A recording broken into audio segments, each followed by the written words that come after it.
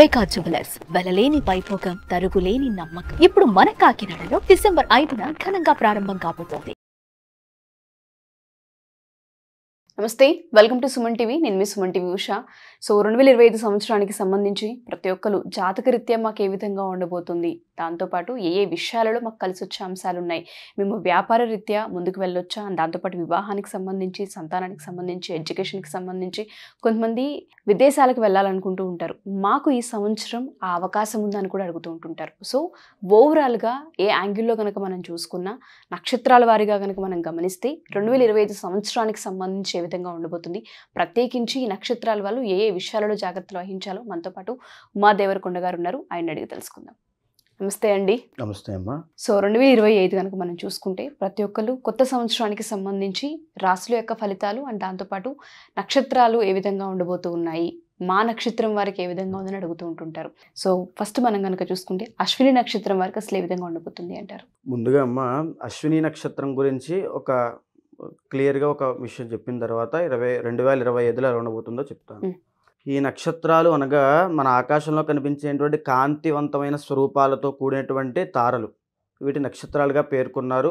అందులో ముందుగా మనకి వేద భాగంలో వచ్చేసరికి కృత్తికా నక్షత్రం అయినా, ఈ కాలపురుష చక్రంలో మనం ఈ యొక్క చంద్రుడి యొక్క గతి ఆధారంగా తీసుకున్నప్పుడు మేషరాశిని మనం ప్రప్రథమంగా తీసుకుంటాం కాబట్టి అశ్విని నక్షత్రాన్ని ప్రారంభం చేస్తాం. ఈ యొక్క అశ్విని నక్షత్రం అంటే ఎవరైతే 0 దగ్గర నుంచి 13.20 డిగ్రీల్లో చంద్రుడు సంచరిస్తున్నప్పుడు కనుక జన్మించిన ఏ జీవరాశి అయినా, ఏ మనిషి అయినా ఈ యొక్క అశ్విని నక్షత్రానికి సంబంధించినటువంటి వ్యక్తులుగా పరిగణించబడతారు. ఓకే. అంటే రెండో విషయం ఏంటంటే, చాలామందికి డేట్ ఆఫ్ బర్త్ ఉండదండి. ఇప్పుడు మీరు అడిగినటువంటి క్వశ్చన్కి వాళ్ళది అశ్విని నక్షత్రమా కాదా తెలుసుకోవడానికి వాళ్ళకి తెలియదు. పెద్దవాళ్ళు అవ్వచ్చు, పూర్వకాలం వాళ్ళు అవ్వచ్చు. వాళ్ళకి శాస్త్రం చెప్పినటువంటిది చూ, చే, లో, లా అనే అక్షరాలు, ఈ 4 అక్షరాల మీద కనుక ఎవరైనా పేరు స్టార్ట్ అవుతుంటే ఏ అక్షరంతో అయినా వాళ్ళు అశ్విని నక్షత్రం కింద పరిగణించబడతారు. ఓకే. అయితే ఇది మేషరాశికి సంబంధించిన నక్షత్రము. ఈ యొక్క నక్షత్రానికి అధిపతి అశ్విని దేవతలు. అదేవిధంగా గ్రహాల్లో కేతుగ్రహం వస్తుంది.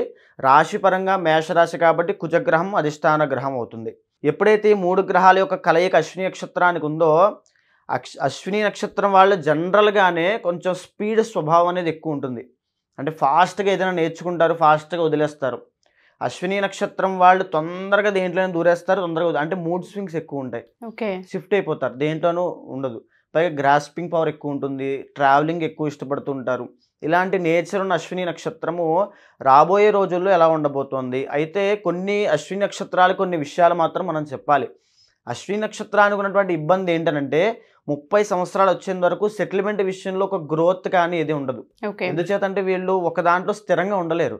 స్టేబుల్ నేచర్ అనేది వీళ్ళకి అశ్విని నక్షత్రానికి ఉండదు యూనివర్సల్గా. సో అశ్విని నక్షత్రం వాళ్ళు ఏ రంగాల్లో వెళ్తే చాలా బాగుంటుందని జ్యోతిషశాస్త్రం కొన్నిటి మాత్రమే చెప్పింది. చదువుకుంటున్న వాళ్ళు, ఫర్ సపోజ్ 10th క్లాస్ చదువుతున్నారు అనుకోండి, వాళ్ళ పిల్లలు లేకపోతే వాళ్ళు బైపీసీ తీసుకోవాలి.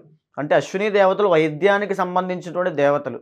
అయితే వైద్య వృత్తికి సంబంధించి బైపీసీ అంటే ఎంబీబీఎస్ అవ్వచ్చు, ఫార్మసీ అవ్వచ్చు, ఆయుర్వేదిక్ అవ్వచ్చు, హోమియోపతి, అలోపతిక్, వీటికి సంబంధించినటువంటి కోర్సులు నేర్చుకోవడము, వాటికి సంబంధించిన వృత్తుల్లో ప్రయత్నం చేస్తే తొందరగా సెట్ అవుతారు. ఈవెన్ అశ్విని నక్షత్రానికి సెటిల్మెంట్ లేట్ అయ్యేటువంటి దోషం ఉన్నప్పటికీ కూడా ఈ వృత్తుల్లో వెళ్తే చాలా బాగుంటుంది.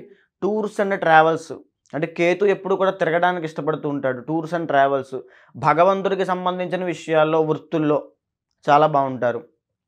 పశు సంపద అంటే చాలామంది డైరీ ఫార్మ్స్ పెట్టుకుని చదువుకోకపోయినా ఊళ్ళో బతికేస్తుంటారు, లక్షలు సంపాదిస్తుంటారు.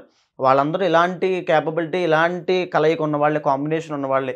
తరువాత గోసేవ చేయడము, ఆధ్యాత్మికత వైపు ఎక్కువ ఉండడము, ఇవన్నీ కూడా అశ్విని నక్షత్రానికి అబ్బుతాయి. అంటే తొందరగా దేంట్లో ఉండలేరు, వైరాగ్యం తొందరగా వచ్చేస్తుంది. ఏం చేస్తాంలే, ఏం చూస్తాంలే, వీళ్ళకున్న పోరాట పటిమ కూడా చాలా ఎక్కువ ఉంటుంది. అలాంటి స్థితి ఉన్నటువంటి అశ్విని నక్షత్రానికి 2025వ సంవత్సరంలో రాబోయేటువంటి జనవరి 22వ తారీఖు తర్వాత నుంచి మార్చి 30వ తారీఖు దాకా గొప్ప రాజయోగం పట్టబోతోంది. ఎందుకంటే కుజుడు మిథున రాశిలోకి స్తంభిస్తున్నాడు జనవరి 23వ తారీఖు దగ్గర నుంచి ఏప్రిల్ 3వ తారీఖు దాకా. కానీ మేషరాశి వాళ్ళకి మార్చి 30వ తారీఖు దాటిన తర్వాత నుంచి ఏలినాటి శని ప్రారంభం అవుతుంది.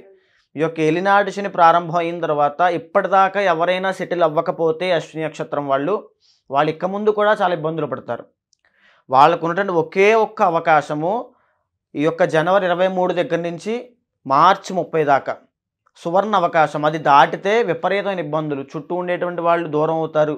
ఏకాకిగా కష్టాలు పడుతూ, డబ్బులు నిలబడక, కష్టపడిన దానికి ఫలితం దక్కక, అసలే వీళ్ళు మానసికంగా చాలా లోగా ఉంటారు. ఓకే. అంటే ఎందుకంటే కేతువు కాబట్టి ప్రశాంతత అనేది ఉండదు. ఒక దాంట్లో స్థిరంగా ఉండలేరు కాబట్టి ప్రశాంతత అనేది ఉండదు. ఎప్పుడు యాంగ్జైటీ అవ్వచ్చు, డిప్రెషన్ అవ్వచ్చు, వీటికి సంబంధించిన విషయం మానసికంగా చాలా ఇబ్బంది వీళ్ళకి. సో ఈ రకమైన సమస్యలు ఉన్నప్పటికీ కూడా ఈ రాబోయే ఏలినాటి శని వీళ్ళని బాగా ఎఫెక్ట్ చేస్తుంది. ఇంకా ఇబ్బంది పడతారు. అశ్విని నక్షత్రం వాళ్ళకి 2025లో అర్ధ సంవత్సరము, మొదటి అర్ధ సంవత్సరము మే దాకా చాలా బాగుంటుంది. మే తరువాత నుంచి విపరీతమైన కష్టాలు అనేవి అశ్విని నక్షత్రాలు చూస్తారు. సో అండ్ దాంతోపాటు మీరు అన్నట్టుగానే వీళ్ళకి వైద్య వృత్తిలో కలిసి వచ్చే అంశాలు ఉన్నాయి. అండ్ దాంతోపాటు కొంతవరకు జాగ్రత్తగా ఉండాలని కూడా చెప్తున్నారు. మే దాటిన తర్వాత కొంత క్రిటికల్గా కనిపిస్తుందని చెప్తున్నారు. మరి పరిహారాలు ఏంటి? ఎవరైనా సరే ఒకసారి మిమ్మల్ని అప్రోచ్ అవ్వాలి అంటే, ఇప్పుడు అశ్విని నక్షత్రంలో రాశుల వాళ్ళు కూడా మనల్ని అడుగుతుంటుంటారు, మా రాశి వారికి ఏ విధంగా ఉంది, కొంతమందికి ఏలినాటి శని ప్రభావం కూడా కనిపిస్తూ ఉంది కాబట్టి మనల్ని అప్రోచ్ అవ్వచ్చు అంటారా? ఏ విధంగా అవ్వాలండి? ఎందుకనంటే ఇప్పుడు నేను చెప్పినటువంటి అశ్విని నక్షత్రం యూనివర్సల్గా ఏ జీవరాశికైనా, ఏ మనిషికైనా, ఫర్ సపోజ్ ఒక ఆఫీస్లో 100 మంది పనిచేస్తున్నారు అనుకోండి, అందులో ప్రాబిలిటీ మనం చూసుకుంటే ఒక 3 4 అశ్విని నక్షత్రం ఉందనుకోండి, ఆ అశ్విని నక్షత్రం వాళ్ళందరికీ కూడా ఇప్పుడు నేను చెప్పినటువంటి వర్తిస్తాయి. అవన్నీ కూడా 50% వర్తిస్తాయి. ఎందుకంటే మిగతా 50% వారి యొక్క అంతర్గత జాతకం మీద ఆధారపడి ఉంటుంది. గోచారాన్ని వారి యొక్క అంతర్గత జాతకాన్ని సమన్వయం చేసుకున్నప్పుడే ఒరిజినల్ రిజల్ట్ అనేది, ఫలితం అనేది కనబడుతుంది.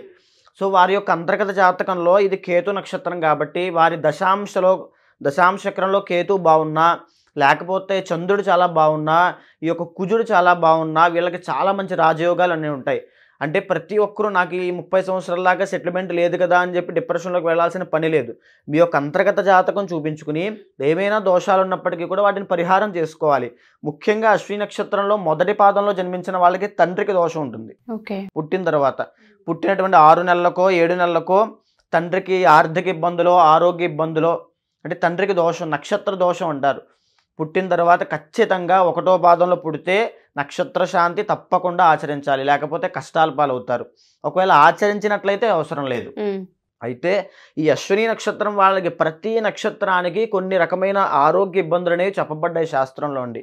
అందులోనూ ఏలినాటి శని ప్రారంభము, అందులోనూ కుజస్తంభన రాబోయే సంవత్సరంలో కూడా ఉంది కాబట్టి కొన్ని సమస్యలు ఉంటాయి. ముఖ్యంగా అశ్విని నక్షత్రం వాళ్ళకి మెదడుకు సంబంధించి అల్జీమర్స్ అవ్వచ్చు, మైగ్రెయిన్స్ అవ్వచ్చు, హెడేక్స్ అవ్వచ్చు, వీటికి సంబంధించిన ఇబ్బందులు ఎక్కువ వస్తాయి.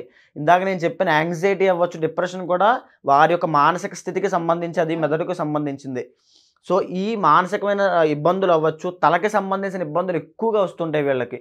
సో వారు ఆ యొక్క ఆరోగ్య సమస్యల విషయంలో చాలా జాగ్రత్తగా ఉండాలి. ఇంకా రెండో అంశం వచ్చేసి ఏలినాటి శని ఎప్పుడైతే ప్రారంభం అవుతుందో, మొదటిది అంటే 12వ స్థానంలో శని ఉన్నప్పుడు తల దగ్గర నుంచి ఊపిరితిత్తుల దాకా ఉండేటువంటి ఆరోగ్య సమస్యలన్నీ మేషరాశి వాళ్ళకి రాబోయేటువంటి సంవత్సరంలో 2025, 26, 26.5 అంటే 27 దగ్గర వరకు కూడా ఈ సమస్యలు అనేవి తలెత్తుతాయి. ఈఎన్టీ ప్రాబ్లమ్స్ అవ్వచ్చు, త్రోట్కి సంబంధించి అవ్వచ్చు, దగ్గు, జలుబు, చలి జ్వరాలు, ఇవన్నీ ఎక్కువగా ఊపిరితిత్తుల్లో ఇబ్బంది అవ్వచ్చు. ఇవన్నీ కూడా అనుకోకుండా సడన్గా వస్తుంటాయి ఎప్పుడు కూడా. సో వీటికి సంబంధించిన ఆరోగ్యం విషయంలో జాగ్రత్తలు తీసుకోవాలి.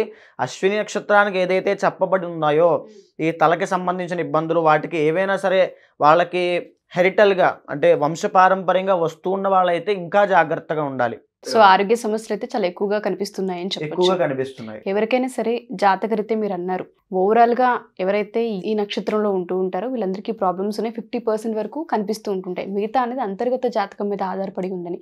అలా ఎవరైనా మిమ్మల్ని అప్రోచ్ అయ్యి పరిహారాలు చేయించుకోవాలి అనుకుంటే అదే అప్రోచ్ అవ్వాలి అంటారు? తప్పకుండా మీకు కింద కనిపించే నెంబర్కి కాల్ చేయండి.